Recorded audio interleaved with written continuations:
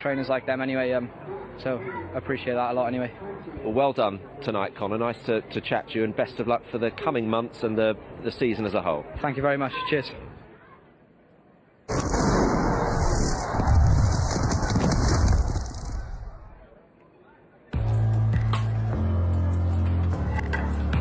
It's a packed day of racing, and one horse stands out. The conditions will need to suit. My gut says this horse could be something special. My smarts say to back it on the Betfair exchange. So far in 2019, it's had the best odds on 95% of horses in all flat races, which means when I win, I could win bigger.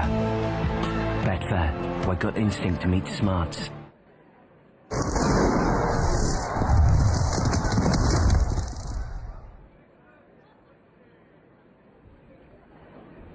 Well, so far at Warwick, it has mostly been a Harry and Dan Skelton benefit. They've picked up a couple of winners so far, and they have the favourite in this upcoming race, the Qatar Airways Mares Handicap Hurdle, Class 4 event for horses rated between 0 and 120. And there is the betting. So Lonely is your 7-4 favourite, Passing Dream at 3-1, and number 3 is 11-2. Then it's on to Bossini Bay at 6-1, Pilgrim Soul at 9-1, Shufoog at 14-1, Cold Fusion at 25-1, and Renasimi River at 33-1. David, how do you pronounce number 3? I'm very, very disappointed, Anthony. You should have had a go. How would you pronounce number 3? Emprunte Raconte?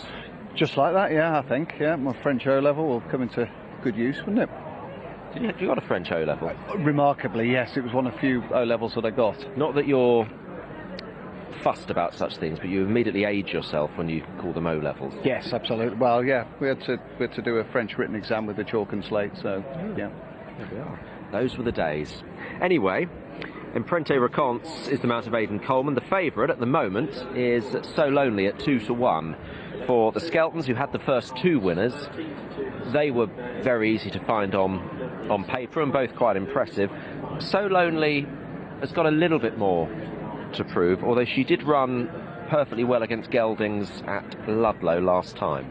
Yeah, I just thought the track probably didn't really play to her strengths. It just everything happened a little bit too quickly. She stayed on quite nicely in the straight.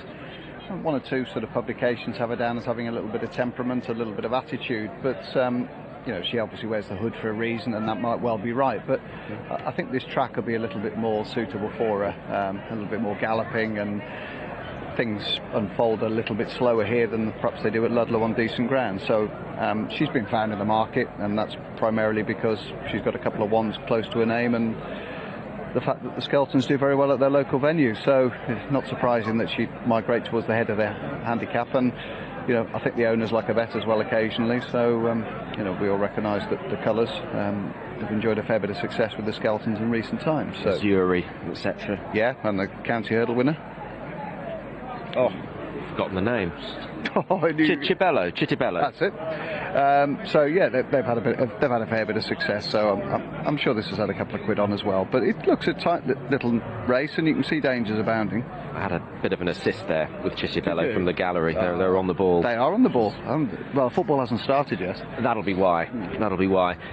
Passing Dream comes here looking for a hat-trick. She won at Plumpton on Easter Monday and here earlier this month with a fair bit in hand. She's gone up £8. Going is different. It's going to be against 1 or 2. It would have been no good for the one that's come out step over, and Shufoog, I think, also wants top of the ground, so it's hard to fancy her in these conditions. But Passing Dream, what about her? Yeah, bypassing glance. Good sire. Sire that you've got a little bit of history with. 2 from 2 for Jerry Maguire, and she seems to have just built up her confidence with him on board, really. He's obviously worked out a way to ride her. She's a horse that travels very well normally. That's her sort of run style, and doesn't always find as much let down off the bridle as you'd expect, but she seems to have done pretty well for Jerry, and seems to have gone through with it, including here where there was just a little moment last time. It looks as though she's going to wander around a bit going to the last, but pinged it well enough and saw it out through to the line. So looks a chief threat really, and it's been back from 5 to 11 to 4. So the market clearly thinks so as well. Pilgrim Soul at 9 to 1 looked like she was going to run a lot better than she ultimately did at Cheltenham last month in a very, very soft Grade 3. It doesn't settle, and she just needs to switch off and give herself more of a chance. I think we'll get a good guide as to what she might do today fairly early on. Cold Fusion doesn't want to line up currently. No, that's helpful. Pilgrim Soul, perhaps one of the horses that's either going to have to be dropped in or allowed to spin along in front, and looking at how they're lining up, definitely going to be held out the back. Bosini Bay, good second to Sormar, and then one that beat a fairly decent mare in Jaunty Soraya in a small runner field last time. It's her first run in a handicap, Bosini Bay. Same story for Runnasimi River, although she's got a 600 plus day absence to defy, so they're just bending a little bit to help Cold Fusion here. And as Martin has just pointed out, Runnasimi River is getting pretty fed up with it as well, and could do with the race getting off. I think we probably should go to Martin, because whether they at the starter might end up withdrawing Cold Fusion, I don't know. Maybe they'll get her going, but it's not looking likely currently. Martin, it's all yours. Thanks, Dave. I think Cold Fusion's not in the mood to play tonight, and I think they've given up. Robbie Supple. Charlie Tarter's dismounted Cold Fusion once again. Runner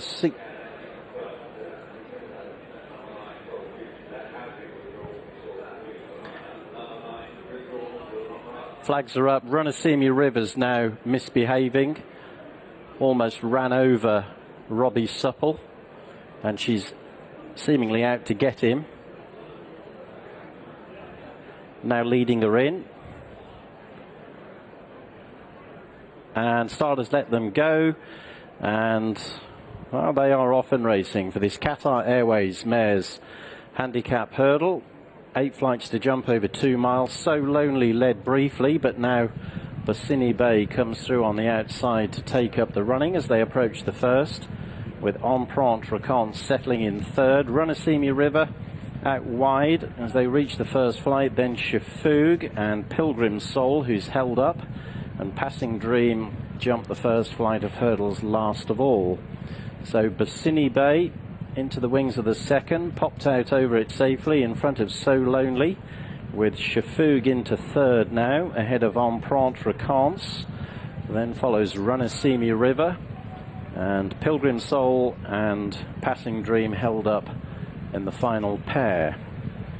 Turning left to climb up towards flight number 3, Bosini Bay and Paddy Brennan, tracked a length and a half away by So Lonely and Harry Skelton, with Shufoog in third.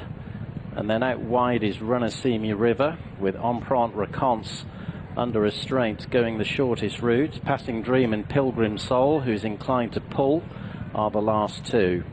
Bosini Bay backing off the third flight of hurdles in a major way, put the brakes on going into the wings of that hurdle. That left So Lonely in front. Shufoog has inherited second. Bosini Bay's quite keen to carry on after the hurdles, but she had a look at the second flight and definitely tried to stop at the third. Empreinte Raconte and Runnasimi River are the next two, then Pilgrim Soul, and finally Passing Dream. So these mares are in odd moods, some of them, tonight as they make their journey down the hill towards the back straight. So Lonely from Shufoog, with Bosini Bay racing on an even keel once again. Now Pilgrim Soul has suddenly carted Richard Johnson down the hill and into the lead and starts to motor clear. They've gone no gallop in the early stages, and Pilgrim Soul has all of a sudden dashed from the rear into a 7-length advantage as they head off into the back straight on the approach to flight number 4. So Lonely and Shufoog are second and third, then Bosini Bay and Empreinte Raconte and Runnasimi River, as Pilgrim Soul skips over the first of 3 in the back straight clear. Shufoog has gone off in pursuit, with So Lonely on the inside in third, then Empreinte Raconte and Bosini Bay. as they head towards the middle flight in the back straight. Runner Semi River and Passing Dream in the last pair. Pilgrim Soul over 4 outs, a good 8 lengths clear of Shufoog, 1 length to So Lonely. Then follows Empreinte Raconte in front of Bassini Bay, Runner Semi River and Passing Dream. So Pilgrim Soul coming to jump 3 outs with a 7-length advantage, rather low at it. So Lonely jumped through into regain second on the inside of Shufoog. They're tracked towards the end of the back straight by Empreinte Raconte, who's now beginning to get competitive as they begin to reel in Pilgrim Soul between 3 and 2 out.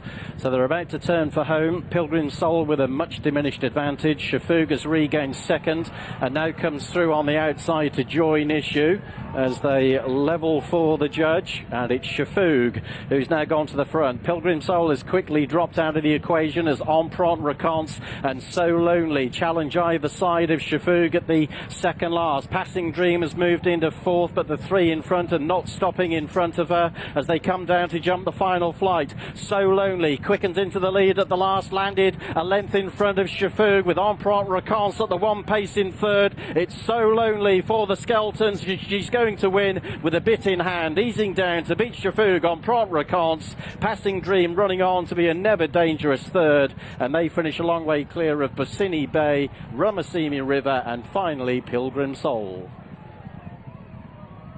Well, that's 3 on the night for the Skeltons. Dan is finished, but Harry might not be because he's got a ride on a fancied one in our 6th race. So Lonely has won the 7-4 favourite from Shufoog, who's run very, very well. I thought the ground would have gone against her, but she's run a big race to be second, to hold off Empreinte Raconte, who was still held on to at this stage, coming to the second last. In the end, So Lonely's 1 ease down. Yes, it didn't look likely, did it, turning in, and especially when she sort of got nowhere to go when the headstrong, should we say, Pilgrim Soul just came back in her lap a little bit. But you just see there, I wouldn't mind seeing her over a little bit further. She's never as comfortable as she was on the line, and the track just suited her a little bit better, and probably that just a little bit of ease in the ground helped as well and made it less of a speed test for her tonight.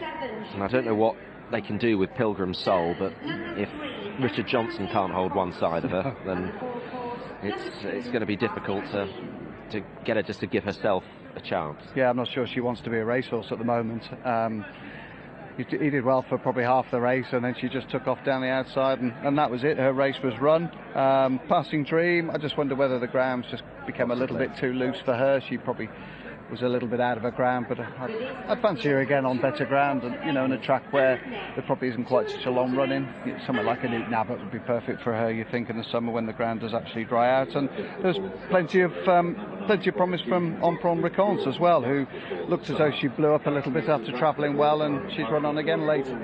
It is So Lonely that has won our 5th race tonight, the Qatar Airways Mares Handicap Hurdle. Still 2 more to come. We must get to Cartmel for their next.